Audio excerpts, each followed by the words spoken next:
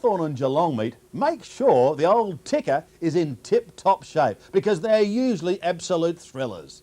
Between 1985 and 1999, they played 26 times and the Hawks won 21 of them. But hold on, 9 of those by 8 points or less. We're heading down Kardina way for this round 6 match from 1999.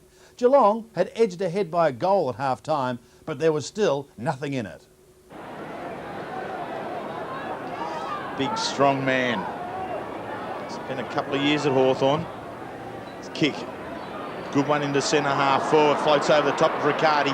First one back. Slips on the ground. Free kick. They came in over the top of him. They've awarded advantage now, but this isn't an advantage. The umpire perhaps has lost the one here. The Geelong fans calling for the ball, but Kilpatrick, he just goes for the ball. He's forced it right to the centre of the ground here for the Cats. Now that's an advantage. It's turned back by Rock. Straight back to centre half forward. Pushing, shoving. Who's at ground level? Crummell feeds it on out to Crawford. He can hold it up on the right foot. Kicks across goal. The lead's coming and he's got it as Chick. That's a great kick there by Crawford. Got back onto his dominant leg. Saw Chick leading to the space to the outer side. David Parkin calls that the thin to the fat side, knowing that that's where none of the players or congestion will be. And as we see on screen, Crawford's well-weighted kick into the path of Chick, who led hard, got in front of Tristan Lynch, his opponent, and took an easy, uncontested mark. Great setup by the Hawthorn team. 2 goals to Daniel Chick. In terms of accuracy, he's kicked 12 goals, 6 this year. Last year, kicked 26 goals, 9. So he knows where the sticks are, and more often than not, he's accurate. How does he go here? In the face of the Geelong crowd, he's gone and put the goal through. 3 goals to Daniel Chick, all in the second half. Yeah, certainly this was a terrific build-up. Rock on centre wing, kept his feet, kicked the ball long to the contest. Terrific stuff there by Crummell, I think it was, who got the ball free to Crawford. He decided to stay down in that marking contest, push McGrath back into Holland. More importantly, Chick kicked a much-needed goal for the Hawthorn team to put them in front. Another change in the lead. More time for fingernail biting here. And the Hawks bite 2 points.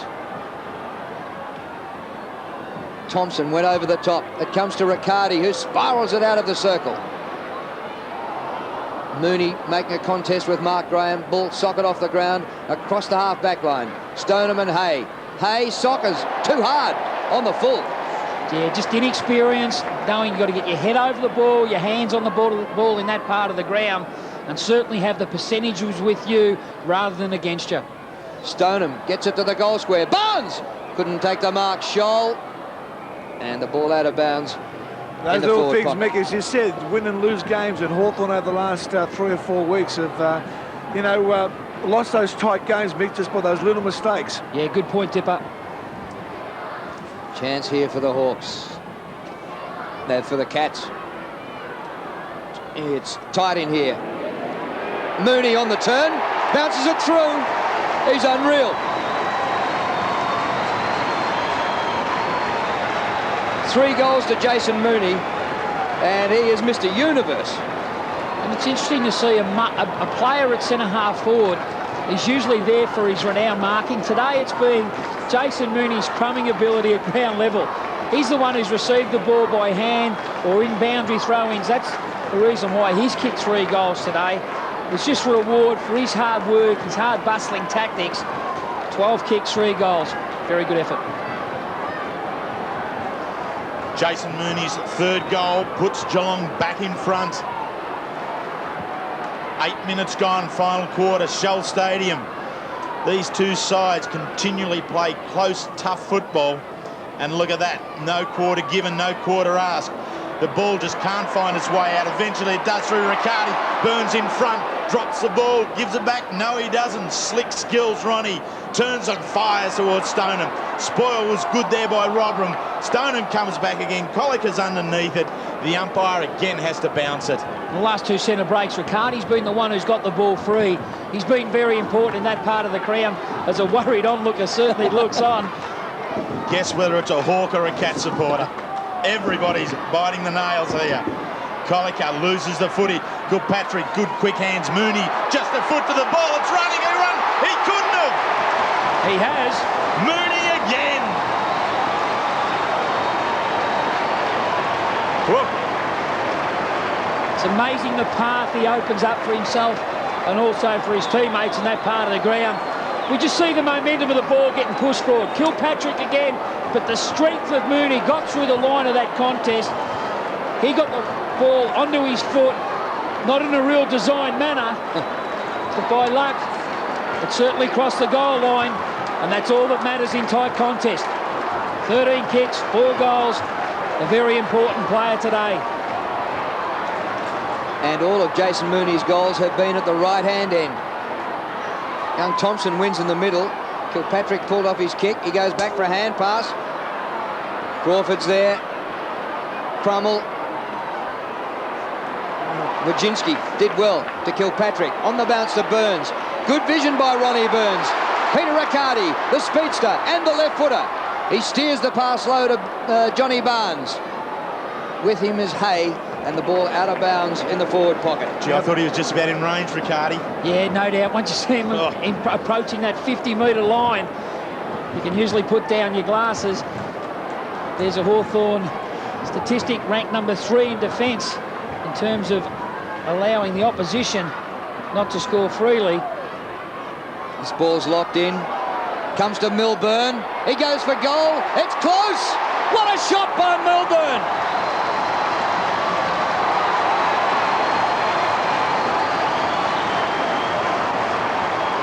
They're the team at the moment have got the answers. A couple of real impact players throughout the course of the year. As we see the replay on screen, the ball was released into the path of Milburn. Magnificent snap across his left side of his body. He knew it was good. The Cats knew it was good. More importantly, that is a very important goal in the context of this game. Kenny Judge, an assistant coach at Carlton. Now, Ronnie Burns has moved up the field now, playing on the wing. A bit of a mismatch there for pace-wise. Rocky's playing on Burns now. I think you're right there, Dipper. That one really needs looking at. I'd suggest that's what Judge was working on the phone. Crawford does the working in the centre. The Hawks go forward. Crode marks well. He certainly has gave him an option in that forward part of the ground. His speed off the mark is very good. Mansfield is no slouch in terms of leg speed. But from a young player who's predominantly played back in the first 5 games, he's been asked to push forward in his second half. He certainly has gave an option in that part of the ground. Now, this is an important kick from a young player as Salmon comes back on the ground. Trent Crode, first pick for the Hawks in the 97 draft. That is why. Great kick from the forward. He gets his first goal, but he has created plenty of opportunities in the forward line since going there. Found himself a little short in defence, showing his versatility for the Hawks here this afternoon. And there's the advantage of getting the ball out of the centre square. Thompson to Crawford, in turn to Harford, and that's a great weighted kick to the lead of Crode. Thompson will certainly stay in the ruck as Salmon has come back onto this ground. He'll push forward, and as we know, height becomes a critical factor late in games. You don't lose your inches, you may lose your speed. If they get the ball in quick enough with 2 leading players, 1 leading player in Crode and the height of Salmon, that could become a determining factor. Barnes beats Thompson. It comes to Riccardi. He bumbles it inside the 50. Scholl, good gather. Over his shoulder. Brad Scholl just offline. Through for a minor score. Scholl was the player on centre wing who was lined up against Rock at the start of this last quarter. He's pushed forward into a forward pocket, being picked up by Luke McKay. That's allowed Ronnie Burns trying to exploit the lack of speed by Rock in midfield. In this last quarter, the Cats have kicked 3-1 to the Hawks 2-1, and the margin 11 points. To the outer side, Thompson, great grab over the top. Impressive youngster, isn't he, Terry? Feeds it off to the run of Robram. He towards half forward, Holland. So the big marking guns of Hawthorn starting to come to the fore. Woods back in towards half forward, but in front spot, Mooney. Yeah, push back. From centre half forward to centre half back. If you want to pick the mayor of Geelong tonight, could well be number 16.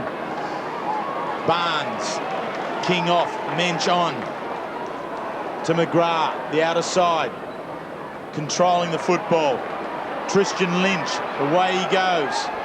Holds up now, back inside around Holland. A little easily, tosses up the half forward. Mensch just on, charges at it. Salmon gathers the ball, does well, works with Robran. He in turn with Taylor, looking upfield. Here's the loose player, it's Crummell. He can turn and go. Crode is alone in the goal square. The kick's got to reach him. Here it goes. Will it get there? Yes, it does. The Terrier. Oh, umpire, too quick. Kilpatrick, one of the Cats' good players today, is coming on. Looks like a hamstring injury, so that's an important move. And Pickering coming on. Kilpatrick has been very, very good. Winning a lot of footy right throughout. A 10 possession second quarter. But now it's with Trent Crode. Kicked the last goal for the Hawks. He's bringing them back one step at a time. And this has been a fascinating game. There's no doubt about that. It's been toing and froing all day. But just the rebounding by the Hawthorn team off the half-back line was an integral part of that setup. Crummell was the one who got free. Salmon pushed forward to that marking contest in their defensive part of the ground.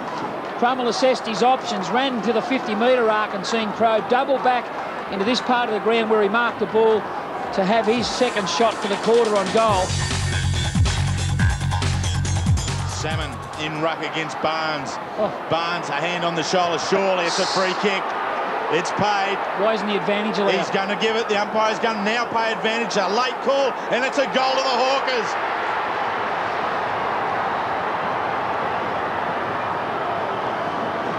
Lord. Good get, Mick. Noted goal kicker. But no doubt it was Aaron Lord who kicked that goal. You see Salmon here. There's the left arm over the top. I'm pretty sure. Oh, it's Harford, actually. Sorry, I thought it was Lord. But Harford, what a shot for goal. The advantage was given. Terrific shot on goal by a quality finisher. Well, the free kick was Salmon's. Harford got hold of the football and snapped a goal. The advantage was paid, and Hawthorn lead by a point with under 4 minutes remaining at Shell Stadium. Barnes wins. Riccardi celebrating game 150. He turns it over to Colliker. Harford, play on, says the umpire. The Cats now have it. Quick hand pass. Graham, a mighty kick. Deep inside the 50. Scholl is there. Ball knocked away by Obst. It comes to Crawford. Hurried kick by Crawford towards the line. Well, can they keep this up for 3.5 minutes? A throw in just outside the 50. He's been going all day, this fella. He's right behind me. Keep him stirred up, Bertie. Salmon, clean possession against Mooney.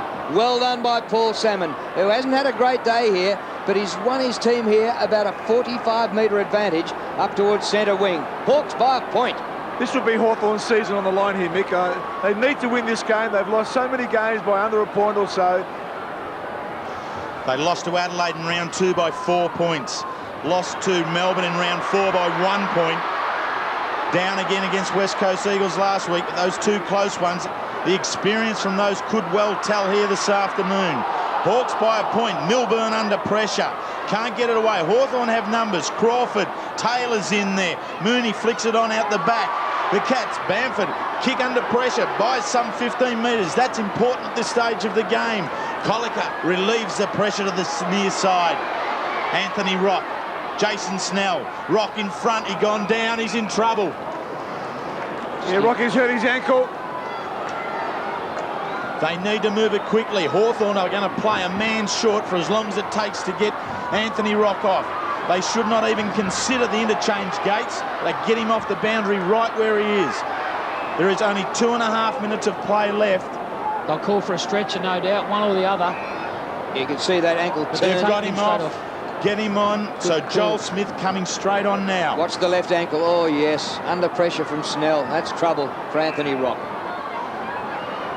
Hawks lead. 1 point. Anthony Rock off.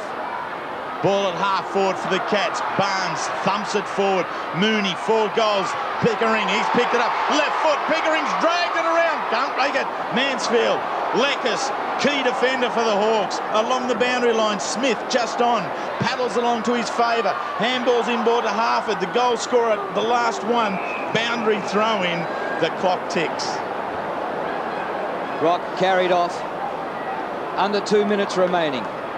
Well, what's happened to the Cats' home ground advantage here at Geelong? They lost their last 5 home games last year, and probably their most unimpressive victory this year, and they've won all their games, was against Melbourne in round 3 when they won by 6 points.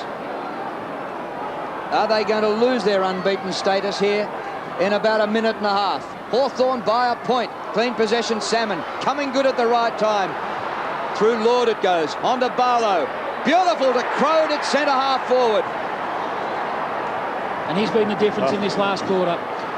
The leading marking forward, they're worth their weight in gold. And young Trent Crode, it's a credit to see him bounce back after the first half. He started across half back. He was given the task to play on Stephen King, probably a mismatch in size, done a credible job back there. But in this, the last half, he's really styled himself, taken it upon himself to be a good shot for goal. Mark Graham coming off, blood rule. So the youngster Nathan Thompson goes back on. I'm not sure whether that's a bad thing to have Thompson out there now. Just because, as you called, Mick, the height was going to become important, and it's really starting to come to the fore now. Salmon having some critical touches at the height level. Here's a thumping kick. He will give this a roost. Well, he has shown it in the last quarter, and he's kicked 2 goals in this last term. If he goals here, he'll seal it. Trent Crode, 55 metres. It's on the breeze. Off the hands. Well, through for a point. Well, it gives them a 2-point break. But no, it's out of bounds, Drew. Oh, just the wrong side of the behind post. So a 1-point lead, and they're still in attack here. Hawks, can they get it? Goes towards the boundary. Pickering dangerously keeps the ball in play. This has given Barlow a chance. He kicked 3 in the first. He's missed this one. Oh, Liam Pickering flirting with danger. This is an interesting 30 seconds of play. They'll have to really get the ball forward. If you want the bomb, here comes the bomb. Straight down the guts. Graham looks for Stone, and Mooney's in there as well. Hawthorn just have to stop it here. Don't allow it go, and there they go, diving in on it. And what an important centre clearance this will be. Salmon will use his experience against the body strength of Mooney, and he'll just encourage all his ground level players to get their heads over the ball and maybe keep the ball dead and buried. Geelong unbeaten in 1999, trailing by 2 points, and they're in trouble. The Hawks have been magnificent here at Shell Stadium.